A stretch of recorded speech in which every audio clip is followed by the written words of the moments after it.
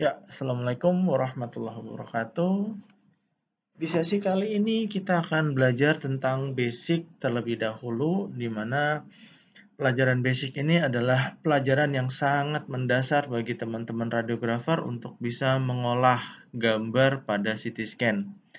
Pada kesempatan kali ini kita akan belajar untuk mengolah dari post processing kepala, di mana post processing kepala ini nanti kita akan melihat untuk membuat gambaran aksial, koronal, sagital.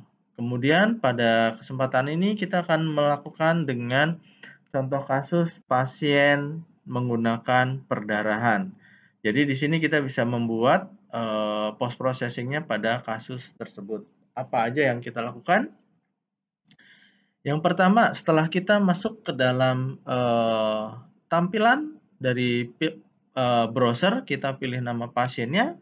Kemudian kita pilih dari View and Go. Ini adalah posisi di mana kita sudah masuk ke dalam View and Go. Step berikutnya adalah di sini kita akan membuat dulu potongan aksial, koronal, sagital.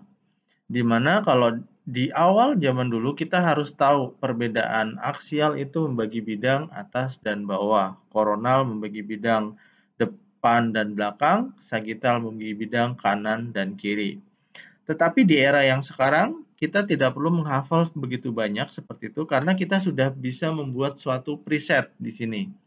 Preset ini sudah disediakan di mana kita tinggal pilih head aksial 5 mili, maka sistem akan membuatkan posisi aksial di sini. Jadi tanpa harus kita menambah ingatan, tetapi ya di sini sudah terbantu dengan software-software yang sudah ada, di mana kita sudah dimudahkan dengan preset-preset ini, kita tinggal menyesuaikan dari luas areanya atau field of view-nya, kemudian kita atur dari ketebalannya, itu sudah dibantu oleh by system dengan kita membuat preset. Ketika kita sudah mendapatkan kemiringan yang tepat, kita bisa start dan kemudian kita ganti namanya, misalkan adalah aksial 5 mili. Yang berikutnya adalah kita membuat potongan untuk koronal. Di sini kita bisa melihat tanpa harus menghafal bagaimana membuat potongan depan dan belakang, tinggal dari preset kita bisa klik dan kemudian kita hanya menyesuaikan dari kemiringan potongannya. Jadi kemiringannya mengikuti dari medula spinalisnya. Jadi kita harus miringkan, atau kalau misalkan posisinya sudah tepat, kita bisa lanjut start dan kita bisa berikan nama yang sesuai. Tetapi kalau kadang-kalanya posisi yang kita buat tidak sesuai, kita harus membuatnya agar gambaran sesuai. Misalkan pasiennya kepalanya miring, kita harus simetriskan kanan dan kiri. Kemudian step berikutnya adalah membuat sagital, kita tinggal klik dan pilih pada preset sagitalnya. Nah, dari sini kita juga harus menyesuaikan kemiringan pada posisi objek kepalanya. Kalau pasien kepalanya miring, kita juga harus sesuaikan kemiringannya agar sesuai dengan literasi yang betul. Oke, kalau sudah kita bisa lakukan start, kemudian kita ganti namanya sagital 5 mili dan accept. Oke, kita bisa mendapatkan 3 gambar, kita bisa cek aksial, sagital, ataupun koronal. Kita bisa cek sebelumnya di sini. Oke, step berikutnya ketika kita menemukan pasien perdarahan seperti ini, apa yang harus dilakukan? Yaitu adalah mengukur. Di sini kita bisa klik dari region growing, kemudian di sini kita bisa aktifkan plus, sehingga kita punya satu kotak yang baru. Ketika pasien dengan perdarahan baru, maka kita memiliki homogen dari perdarahan itu baik, sehingga dengan menggunakan region glowing, satu kali klik, maka daerah akan dilakukan isolasi atau diisolir, sehingga dia dibuat suatu region tertentu. Kemudian kita bisa klik dari toggle-nya di situ, maka kita bisa langsung mendapatkan berapa volume perdarahannya. Ini adalah cara yang cepat, tetapi hanya bisa dilakukan ketika mendapatkan pasien dengan perdarahan yang masih baru. Bagaimana dengan pasien-pasien yang perdarahannya sudah lama? Yaitu kita dengan cara kita bisa menambahkan segmentation yang baru dengan tanda plus. Hal yang berikutnya kita lakukan adalah kita membuat area di mana kita menggunakan aplikasi Freehand MPR. Kita bisa buat klik dulu pada tepi perdarahannya, kemudian double klik. Kita kemudian scroll ke bawah untuk mencari area berikutnya, taruh di tepi perdarahan, double klik pada tepi perdarahan, add region. Maka pada area tersebut akan dilakukan region atau isolasi atau penambahan dari area. Lakukan hal ini terus-menerus. Jadi klik pada tepi perdarahan, maka secara otomatis sistem akan memberikan auto contour.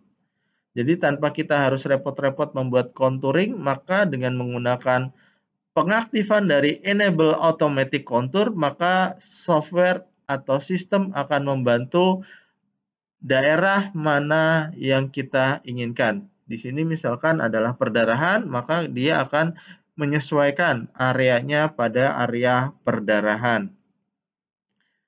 Oke, jadi teman-teman bisa lihat di sini step by step-nya. Lakukan ini dari atas sampai bawah. Jadi tidak perlu dari satu gambar dengan gambar keduanya. Jadi kita bisa jumping ke misalkan gambar pertama nomor 1, gambar berikutnya bisa nomor 10 atau nomor 15. Jadi nggak perlu urut kacang 1, 2, 3 seperti itu. Tetapi setelah dibuat area perdarahan, maka gambar berikutnya wajib kita buat. Gambar berikutnya wajib kita buat area isolasinya atau dibuat segmentasinya. Kemudian kita bisa loncat beberapa gambar, boleh 10 gambar atau 15 gambar itu tidak masalah. Oke, lakukan hal ini sampai semua area perdarahan sudah tercover. Ketika kita masih menemukan area yang belum tercover, kita tinggal add region-nya. Ketika kita menemukan yang lain lagi, kita bisa add region lagi. Jadi tidak perlu buru-buru kalau ini adalah pasien yang sudah lama sehingga tingkat homogenitas dari perdarahannya juga berbeda. Ketika pasiennya contouring-nya tidak bisa berjalan dengan baik, kita bisa off-kan dari enable automatic contouring. Oke, ini masih pada proses di mana ada area-area yang masih belum selesai. Nah, setelah ini kita bisa add region lagi. Ketika semuanya sudah masuk, kita tinggal klik dari toggle-nya, maka nilai dari volume perdarahannya sudah didapatkan di sini. Oke. Nah, di sini kita sudah bisa dapatkan. Kemudian step berikutnya adalah ada beberapa cara. Yang pertama kita bisa save satu gambar tersebut sehingga kita punya data pada gambar aksialnya atau gambar cross-seksionalnya.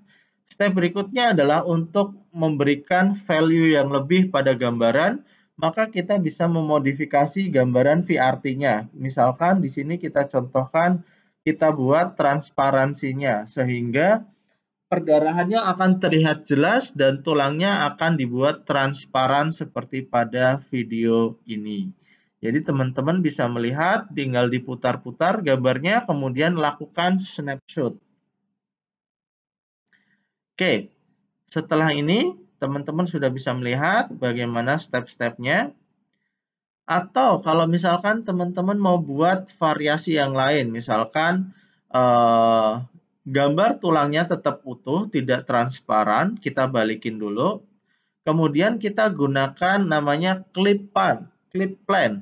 Clip plan ini ibaratnya kita punya kaca tembus pandang untuk melakukan penerobosan area. Nah, ini contohnya. Jadi dengan clip plan ini teman-teman bisa melihat langsung. Tinggal klik kanan, tahan, dorong ke depan ataupun ke belakang untuk menampilkan posisi yang tepat atau untuk melihat gambaran yang ada di dalamnya. Nah, contohnya seperti ini. Nah, Itu jadi ketika kita sudah, kita bisa snapshot untuk melihat hasil gambaran atau hasil yang kita kerjakan. Step berikutnya adalah kita bisa melihat gambaran ini, atau kita bisa melakukan ekspor terlebih dahulu atau printing. Oke, step berikutnya kita lakukan printing terlebih dahulu di sini. Tinggal klik dari seriesnya, klik kanan, print series. Maka kita bisa menambahkan ke dalam sheet berikutnya. Jadi lembar film berikutnya kita tambahkan. Atau kita bisa edit juga kalau misalkan ada gambar-gambar yang tidak memberikan tambahan informasi, kita bisa delete gambar tersebut. Kita bisa memasukkan gambaran yang lebih memberikan informatif daripada kalau semuanya dimasukkan tetapi tidak memberikan informatif yang maksimal dan kemudian menambahkan biaya dari filmingnya. Nah, ini contoh kalau kita mau menambahkan pengukuran volumenya, gambaran 3D-nya itu juga kita bisa setting sesuai dengan kebutuhannya. Besar kecilnya kita bisa sesuaikan, jadi paling tepatnya seberapa kita bisa fitkan ke dalam dari ukuran filmnya.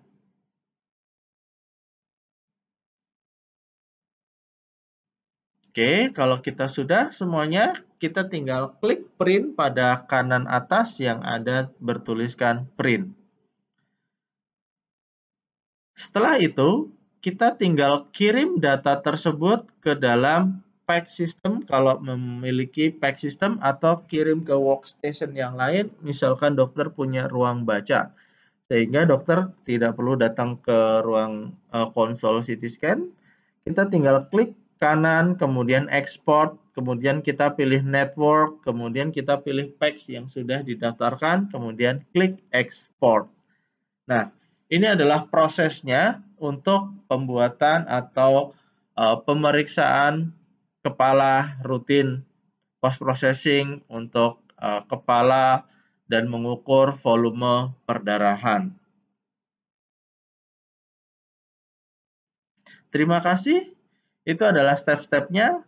Jika ada masukan, boleh komen di bagian bawah. Atau jika ingin melihat pemeriksaan tertentu, bisa komen di bawah sehingga ke depannya bisa memberikan informasi yang lebih atau membantu teman-teman dalam belajar mengenai CT scan dari Somatom Go Family ini. Oke. Semoga video ini bermanfaat. Saya ucapkan terima kasih banyak telah menonton video ini. Sampai jumpa pada kesempatan-kesempatan yang berikutnya. Terima kasih. Assalamualaikum warahmatullahi wabarakatuh. Sampai jumpa pada kesempatan berikutnya.